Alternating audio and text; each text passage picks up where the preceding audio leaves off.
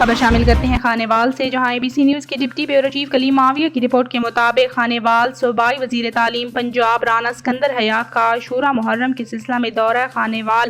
صوبائی وزیر تعلیم نے DC خانیوال دفتر میں امن و امان کے لیے ضلعی انتظامیہ اور پولیس کی تیاریوں کا جائزہ لیا۔ لا اینڈ آرڈر، شہریوں کی جان مال کے تحفظ کے لیے انتظامات پر اظہار اطمینان کیا۔ MNA محمد خان ڈاہا اراکین، صوبائی اسمبلی رانا سلیم حنیف، چودھری اسامہ فضل الرحمان سمیت اراکین اسمبلی بھی دورہ میں ہمراہ تھے۔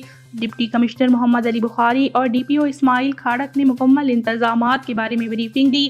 رانا سکندر حیات نے DC دفتر میں قائم کنٹرول روم کا بھی معائنہ کیا۔ روم کنٹرول میں CCTV کیمروں کے ذریعے جلوسوں کی مانیٹرنگ کے بارے میں بریفنگ لی۔